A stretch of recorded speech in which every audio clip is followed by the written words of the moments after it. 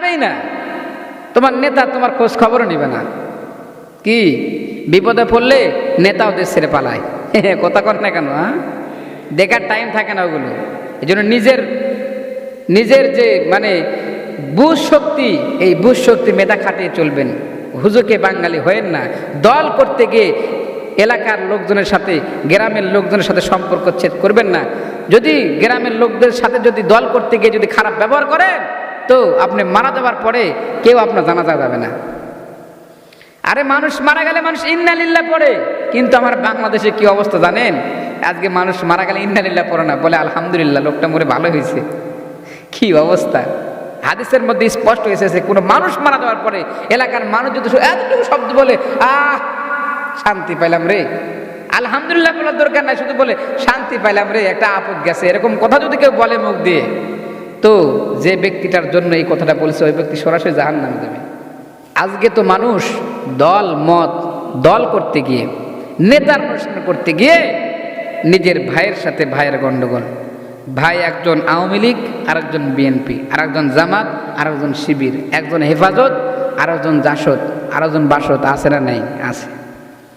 দল করতে গিয়ে, মানুষের অনুসরণ করতে গিয়ে নিজের ভাইয়ের মধ্যে ভাইয়ের গন্ডগোল, নিজের চাচার সাথে ভাতিজার গন্ডগোল, মামার সাথে ভাগিনার গন্ডগোল, এমনকি স্বামী স্ত্রীর মধ্যে গন্ডগোল। কথা গন্ডগোল, স্বামী স্ত্রীর মধ্যে গন্ডগোল।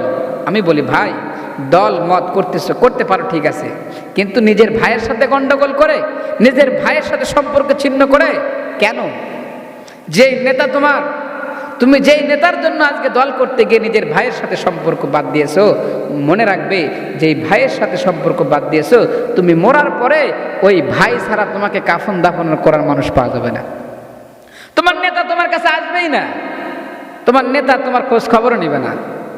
কি বিপদে পড়লে নেতাও দেশ ছেড়ে পালায়, কথা কর না কেন? দেখার টাইম থাকে না ওগুলো।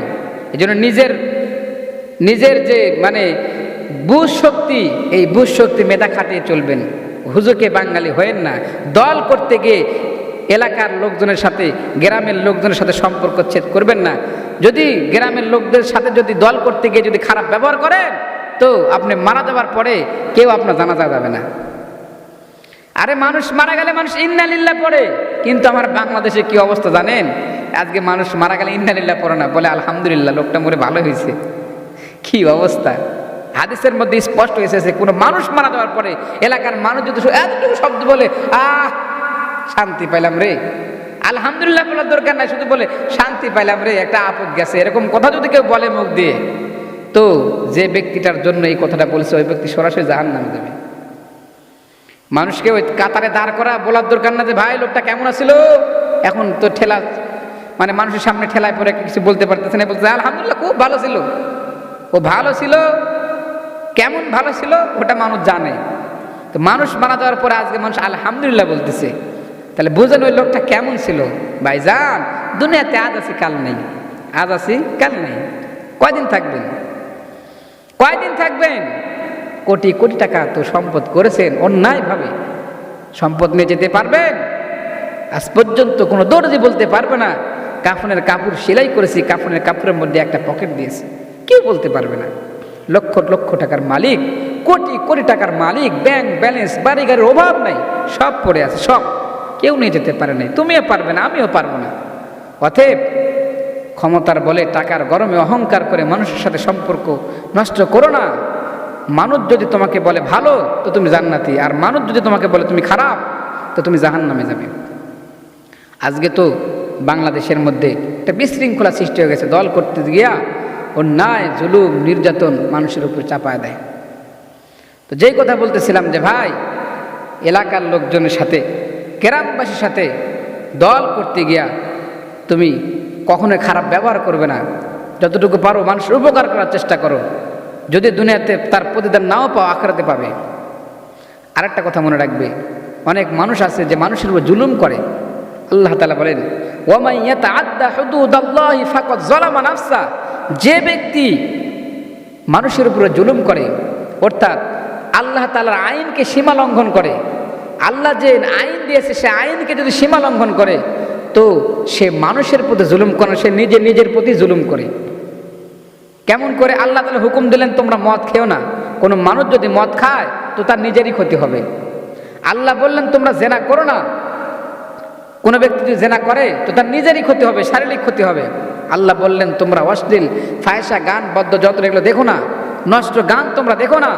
যদি কোনো মানুষ রাত জেগে জেগে নাটক সিনেমা দেখে, অশ্লীল গান শুনে, তো তারই শরীরের ক্ষতি হবে সর্বদিক দিয়ে। এবং নিজে নিজের প্রতি জুলুম করবে। এর কারণ হলো যে মৃত্যুর পরে তাকে কিন্তু অবশ্যই জবাবদিহিতা করা লাগবে এবং কঠিন আযাবের মধ্যে গ্রেফতার হবে। এই জন্য আল্লাহর যে হুকুম আছে, আল্লাহর যে আইন আছে, এটা কখনো ওভারটেক করা যাবে না। ওয়া মান ইয়াতাআদ্দা হুদুদাল্লাহি ফাকাদ যালামা নাফসা। যে ব্যক্তি আল্লাহ তাআলার সীমাকে লঙ্ঘন করে সে নিজের প্রতি জুলুম করে, নিজের প্রতি জুলুম করে।